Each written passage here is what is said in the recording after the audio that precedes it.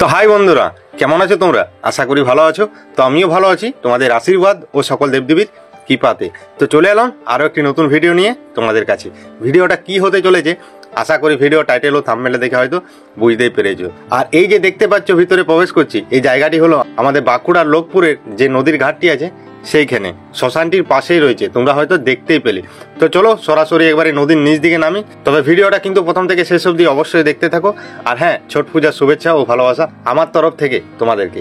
আর এই যে মুহূর্তটা দেখতে পাচ্ছ, এই মুহূর্তটা এক আলাদা লেভেলের মুহূর্ত। ভোর 4টা থেকে নদীর জলের উপরে দাঁড়িয়ে রয়েছে। যতক্ষণ না সূর্যোদয় উঠছে ততক্ষণ ওরা জলের মধ্যে ওই হাত জোড় করে দাঁড়িয়েই রইল। তাছাড়াও হতে পারে এই ছট পূজার আলাদা রকম নিয়ম আছে, হয়তো আমি জানি না। তোমরা যদি জেনে থাকো অবশ্যই কিন্তু কমেন্ট করে জানাবে। তবে একটা জিনিস তোমরা লক্ষ্য করো যে কত মানুষের সমাগম হয়েছে এই নদীতে।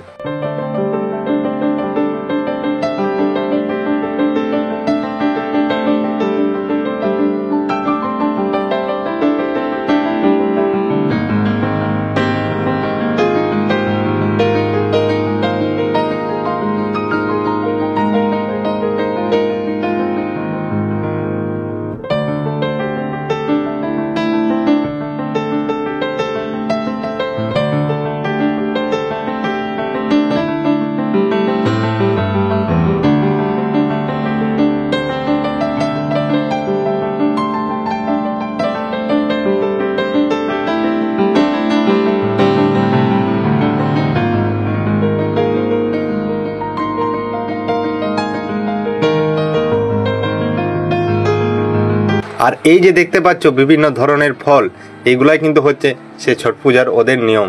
তবে আমি ঠিক জানি না, প্রথমেই বললাম। তো যাই হোক, তোমরা কে কে ছট পূজা করো অবশ্যই কমেন্ট করে জানাবে। আর কে কে এরকম নদী ঘাটেও যাও সেটাও কিন্তু কমেন্ট করে জানাবে।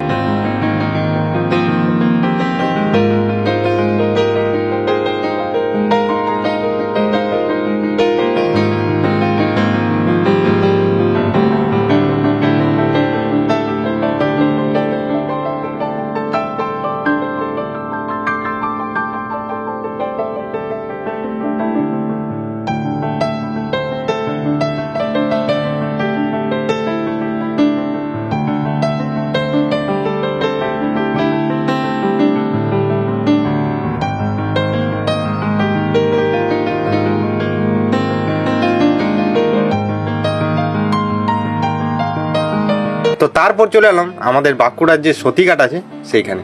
এখানে কিন্তু কোনো বছরই আসিনি, এবছর প্রথম এলাম।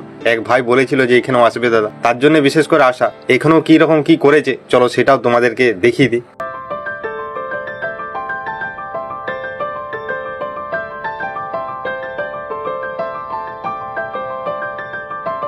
আর নদীর নিচে নামার জন্য রয়েছে অনেকগুলা সিঁড়ি, এই দেখো।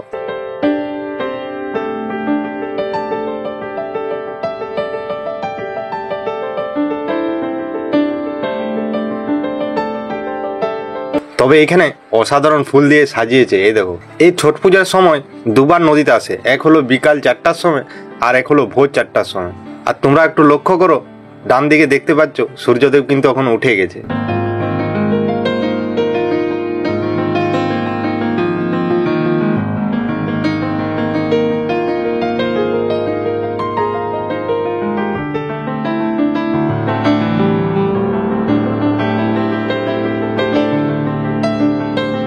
এখানেও কিন্তু অনেক মানুষেরই সমাগম হয়েছে।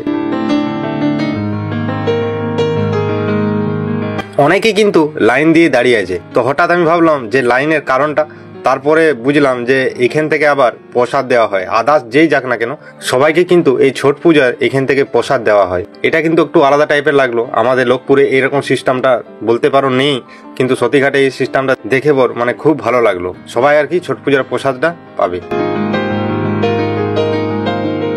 আর এই যে দেখতে পাচ্ছ নদীর জলের মাঝপথেই রয়েছে সূর্যদেব, এই দেখো। মানে আমার লাইফে সেরা একটি জিনিস, কারণ কোনোদিনই আমি সূর্যদেবের মূর্তি দেখিনি, এই প্রথম দেখলাম। আর এই নদীর মধ্যে দেখলাম, মানে সত্যি অনেকটাই কিন্তু ভালো লাগলো।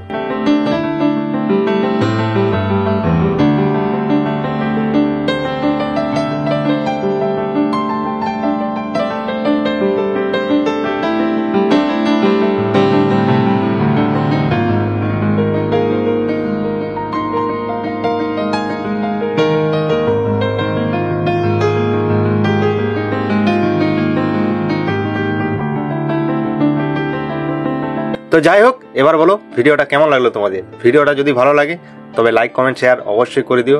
তো যাই হোক, ভিডিওটা এখানে শেষ করছি। সবাই ভালো থাকো, সুস্থ থাকো। রাধে রাধে, হরে কৃষ্ণ। দেখা হচ্ছে আরেকটি নতুন ভিডিওর সাথে।